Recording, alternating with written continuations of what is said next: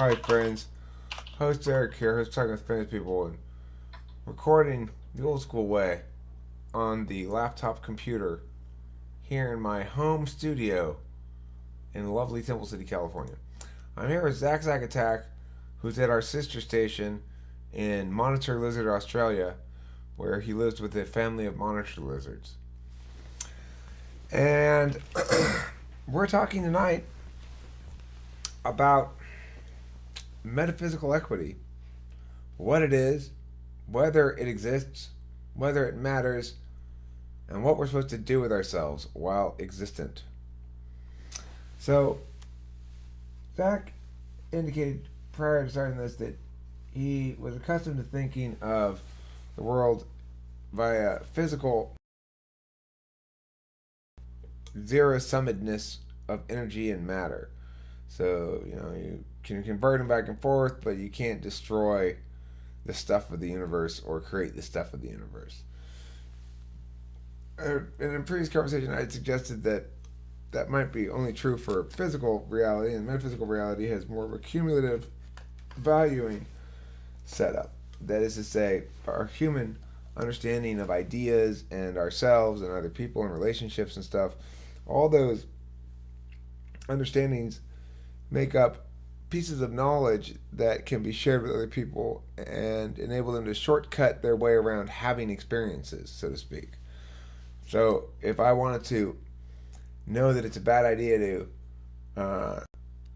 to put my arm out the window while in the school bus, maybe I just need to see a safety video from the school bus that should tell the story of little Timmy who got his arm torn off when he put his arm out the window, and that'll scare me out of doing it, maybe. So that's the idea of communication as a efficiency multiplier. So the question then arises, what are we supposed to do with ourselves in a universe in which it's possible to build value rather than flail pointlessly in a zero-sum game? Beings are meant to do with themselves in life.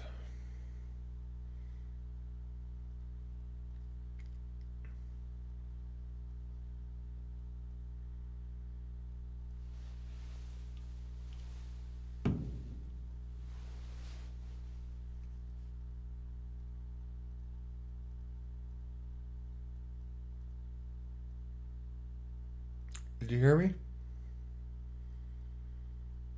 Was that directed to me?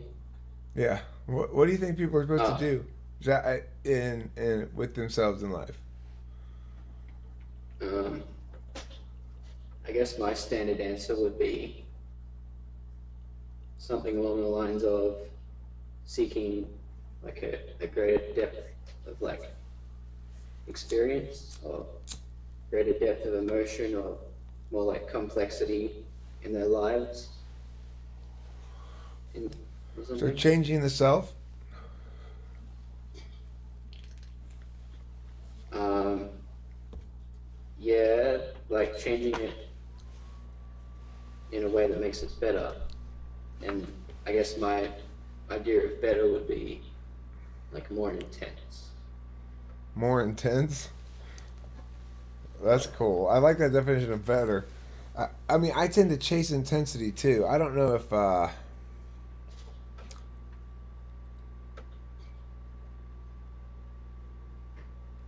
works out particularly well for me. I think it's smarter for a feeler to chase intensity because they know what intensity they can trust and what intensity they can't because they have a good sense of their own feelings and sort of like the introverted feeling fireworks of intense situations are something that they can probably navigate more successfully than me. But I too am drawn to intensity just because perhaps that's when I really start to feel things. Yeah, like I don't know if I think that's kind of a surface level explanation of like what I'm trying to articulate. Okay. Like you could see the intensity as like, you know, deeper emotions or like a more chaotic life.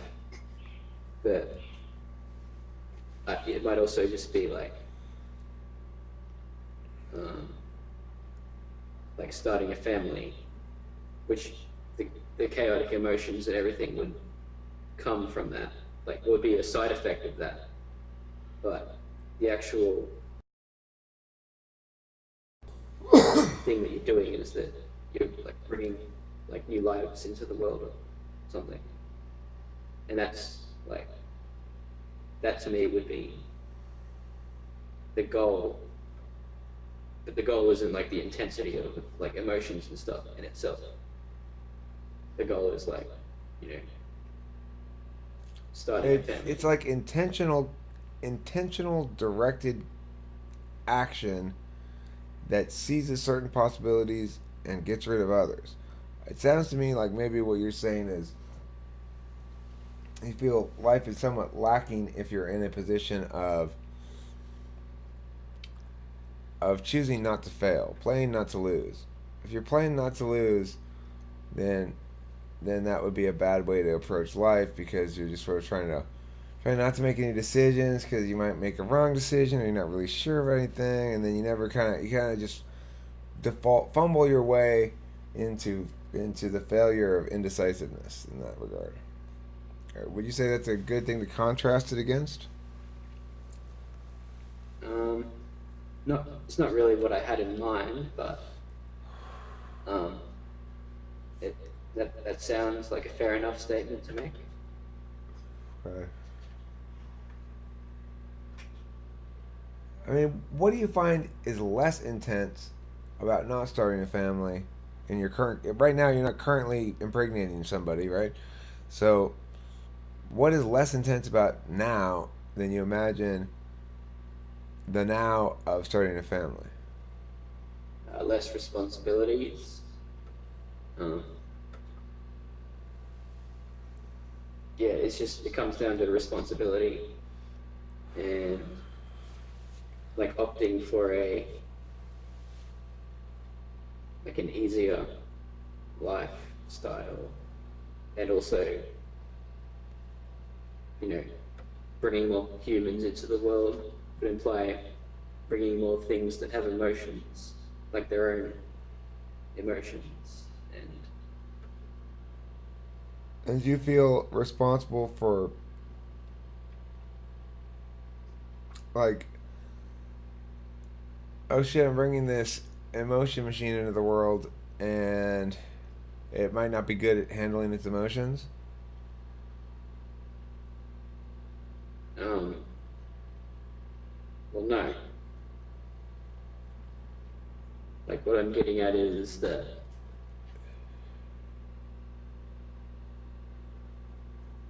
well, Are you saying the it might, emotions you it's not that feel? I'm concerned that it won't be good at handling emotions.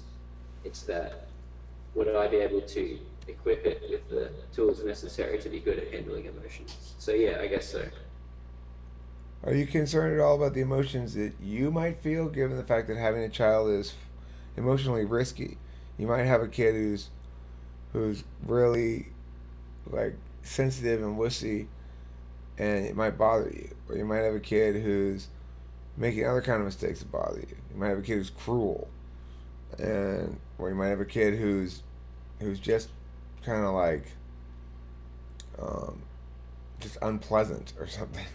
And you can't necessarily change them uh, through parenting. Parents like to think themselves omnipotent in terms of directing the using parenting to direct the development of their kids, but really kids develop so much according to their genetics. A lot of times, regardless of what you do.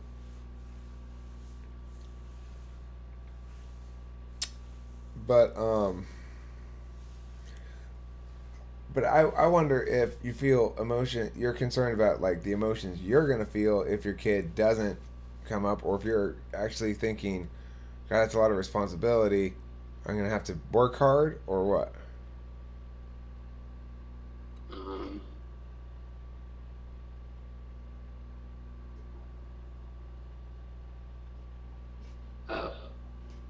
guess the second one, like, I just feel as though it's kind of a natural progression as like a human to do that, to reproduce. Do you have a woman So, currently? no, Are you seeking a woman currently? not really. Not Just like sort of actively, passively? passively, yeah. Right on.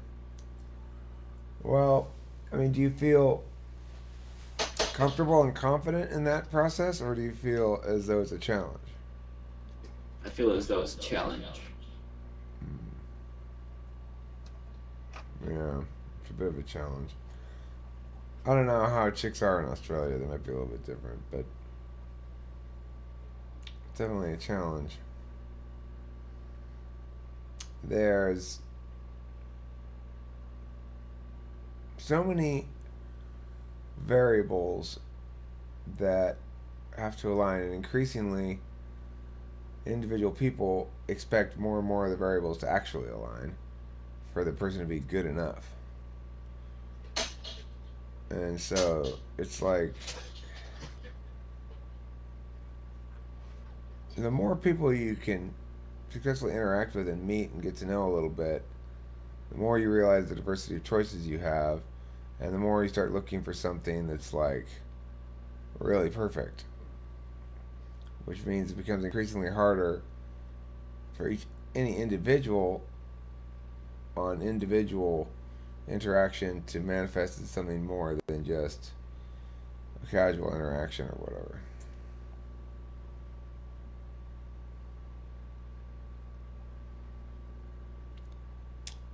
If you decide to move forward on your family plan, would you pursue via online dating, or would you go down to the local Australian pub and say and sit there and then talk up the local lasses, or would you um, take long shopping trips to the supermarket, pretending to buy things very slowly and waiting for chicks to come by and then chat them up, or what?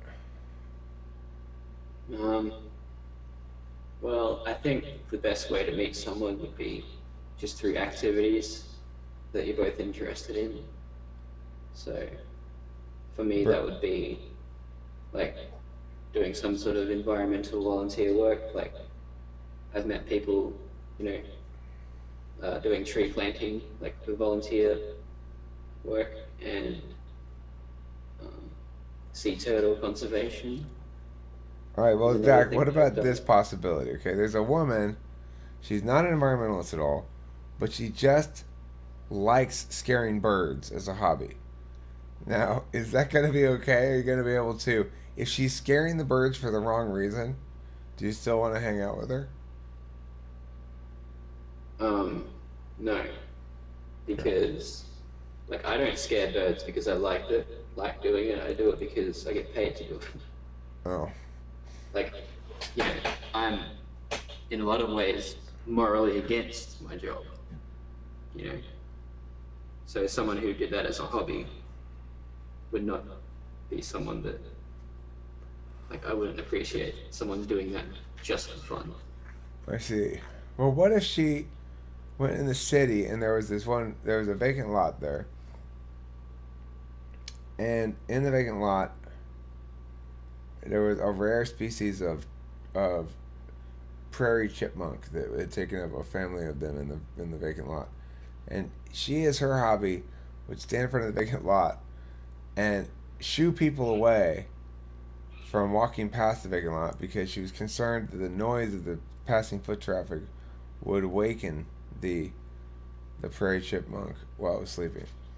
Now, is that too hardcore for you, or are you still gonna be like, no, I'm down with that. Let's go save that prairie chipmunk's ears from unnecessary noises.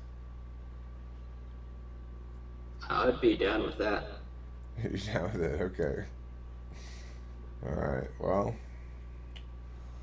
I like environmental stuff too. I consider myself a bit of an environmentalist. I've been really happy about the rains here. Made me very happy because it's been really sad to see the environment suffer from the drought. And I do support a lot of environmental legislation, even. I think it's a legitimate role of government to play. But I note that Australia's ill fated carbon tax went down the poop chute. I don't really know much about that personally. Well, yeah. I don't really do any kind of volunteering of any sort. I probably should. Be good.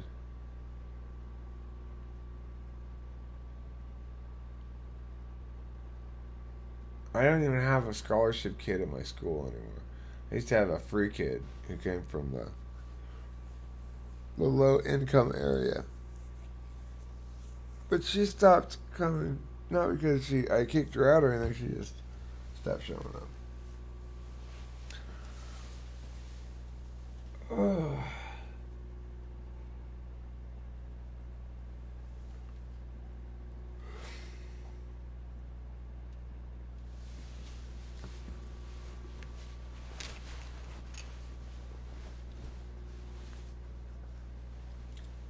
So how would preserving like the natural environment, how would that tie into metaphysical wealth? Well, um,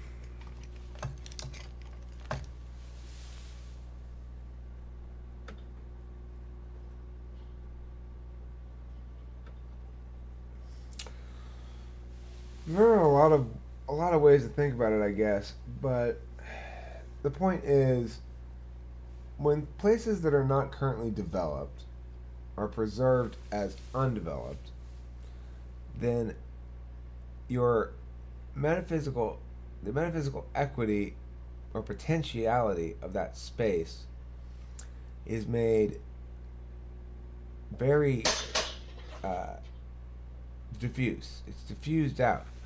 So lots and lots of individual people will each come and take their own little bit of value from the place. Take pictures of it, have experiences there, take a stick, whatever. You know, and then those pieces of that place, whether they're just digital images and recordings, or whether it's a stick or a rock or whatever, those are all happening independently all over. So you might say there's lots of little pops of metaphysical equity. Now, if instead somebody comes in and says, "Well, I'm going to develop here. I'm going to build these things. I'm going to build condos. I'm going to sell the condos. Blah blah blah blah." Then it changes the nature of the space. It becomes then a space where only a very finite number of individuals have a very limited scope of experiences, and it's not like we don't need those places for humans to live, but what I'm saying is it's one of those things where you got to look at it in terms of proportionalities, and I don't think anybody's going to tell you what we really need is more strip malls with more Starbuckses and more Jack in the Boxes and more whatever. Nobody's going to tell you that, because everybody understands that those environments are necessary and even pleasant, but they aren't ever going to be what makes us whole.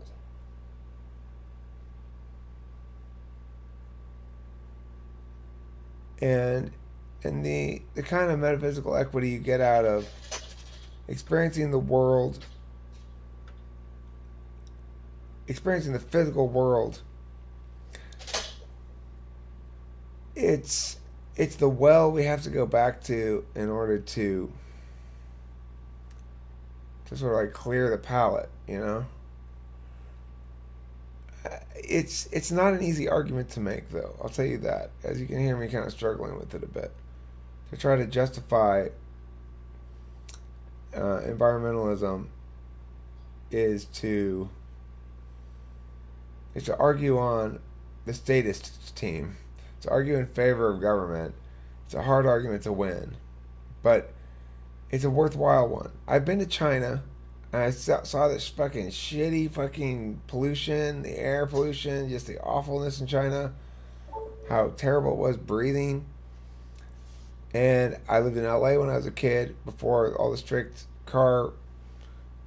carburetor things, car shit went down. When I was a kid in LA, we used to have terrible smog. Now, on our worst smog days, it's not as bad as a light day in Shanghai.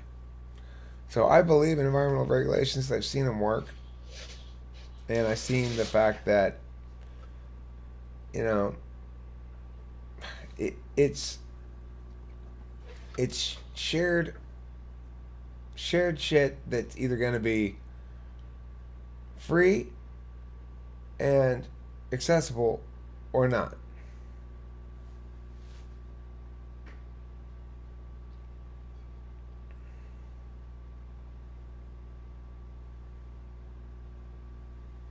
What about the animals that live there? Okay, well, that's probably the strongest argument chain you have if you want to argue from a purely pragmatic standpoint is we gain all of our medical advances from existing species in the world. And there's lots of species, and uh, from bacteria to mammals, that we haven't done much with in terms of checking for medicinal potentialities. And we need to preserve all those species and all these habitats so that it becomes a genetic bank that we can exploit as our technology advances. You don't want to throw away resources that you're going to need a few years from now just because you don't need them now and you don't quite understand why you're going to need them. Trust me, we're going to need it. That's a good argument chain for preservation. I mean, obviously, the thing is, we have these sort of moral objections to killing and to rendering dead via habitat destruction other living agents for good cause. We should find it unpleasant, at least. And I think there's absolutely a moral component to it. But I'm hesitant to walk down that path and make moral arguments for it because I don't really have a metaphysics that can account for animals as having any sort of rights, which means it doesn't really fit with my metaphysics. But I still think we have a moral obligation to save the planet to the extent that we can, without a lot of coercion, if possible. So you don't really have a stance on veganism? Well, I mean, I do actually. I think it's the only morally correct stance, for the most part. Not veganism, but vegetarianism is. I think eating dairy products is fine. Those cows are, um, they've been evolved to be like symbiotic relationship with people pulling on their tits. They they're made to give us milk. Why shouldn't we eat the milk, drink the milk?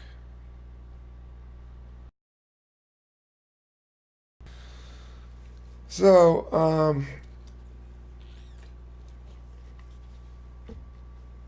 but I agree with vegetarians as far as the morality of eating meat. But I still eat it myself because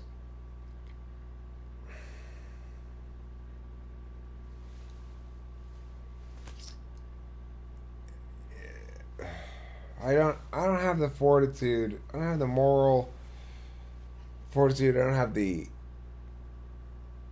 practical fortitude to eat vegetarian. It would require me to pay way too much attention to what I'm eating. And I like meat, and I'm super used to eating it, and I'll just not think about the moral aspect of it. So you don't have any moral um, Like, there are no rights violations for plants, are there? No, and there's no rights violations for animals either, according to my metaphysics. It doesn't mean it's not evil to torture animals. It is, but it's not because it's a rights violation. What about plants? Yeah, there's no rights violations for plants either. But I do actually Are they, think. are they different from animals, though? Well, I mean, I feel really bad when I look at a plant outside on the patio or whatever, and it's dying. It's like starving for water because I forgot to water them. I feel bad. I feel like, you know, oh, you're a bad plant parent, Eric. I feel sad for the plant. So I don't. Is there a big difference? I mean, I think every living thing is an agent. It has will of some sort. It has intention. It has experiential pluses and minuses of some sort. And so, yeah, I think it's bad to kill plants unnecessarily.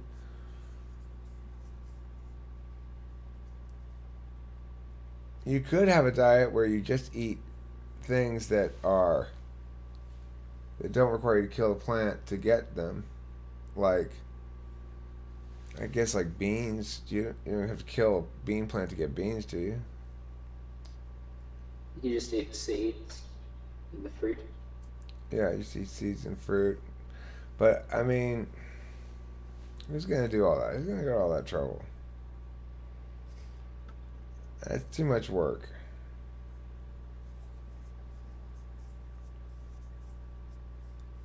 You just got like everyone else is having a delicious meal of like steak and mashed potatoes and stuff, and then you're sitting there with the big bowl of fucking sunflower seeds and walnuts and shit. Oh, this is delicious. This is so moral. This tastes so ethically pure.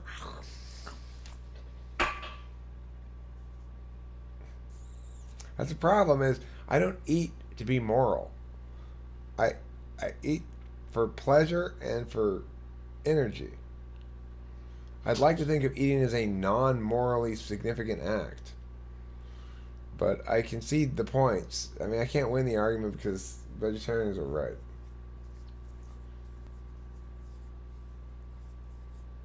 So, would you say that the reason uh, vegetarianism is morally better or has the moral high ground over carnivorism um, is because of our relationship to animals, like versus the distance between like us and plants versus us and animals? Well, no, I mean, I think the reason I think they win the argument is that killing something, including plants, in order to feed yourself is wrong if you can feed yourself entirely with foods that don't involve killing living things. And you can, so why should you kill things? So by that logic though, you shouldn't kill you should only eat shit that comes from like seeds and shit, right? But vegetarianism isn't is still killing plants. Like it doesn't exclude Right, I killing agree with plants. you. I agree with you. But what I'm saying is I agree with vegetarianism because it involves me not eating animals. If there were a form of vegetarianism that said it's like vegan, except it's not vegan, it's just whatever it is you eat, you can eat anything you want as long as it hasn't been killed to be eaten. So if I see roadkill, I can go get the roadkill and cook it, no problem, and eat it. That's fine because it's already dead. I didn't do anything to get it to be dead. I didn't wanting to eat it didn't cause it to die. Unlike if I buy a steak, the reason that cow died is because I wanted to eat it, and I can try to convolute my way around the responsibility chain if I want. But that's the end of the line right there. Is the cow died because I wanted to eat it. So I think that would be the ideal moral dietary thing if you had to have one is I can eat anything that didn't die because I wanted to eat it.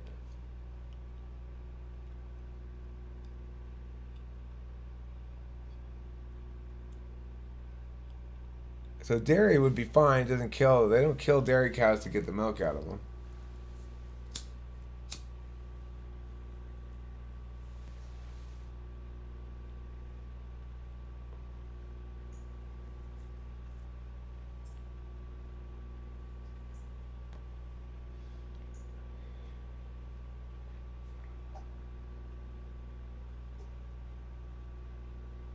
Most fruit would be fine.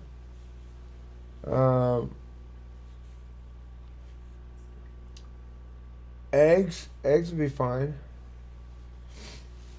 as long as they're not fertilized.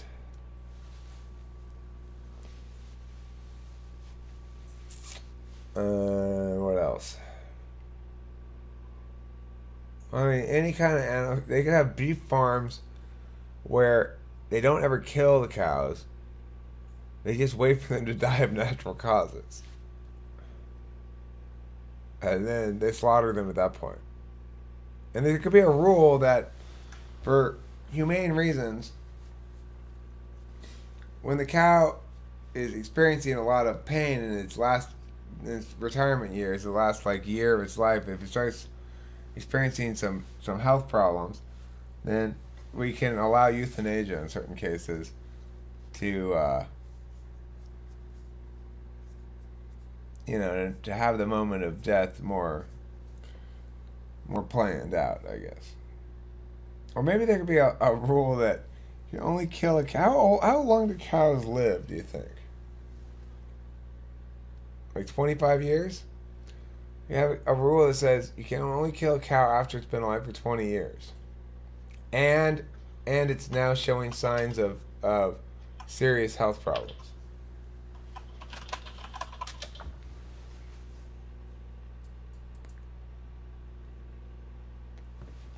18 to 22 years. Okay, so then we'll think those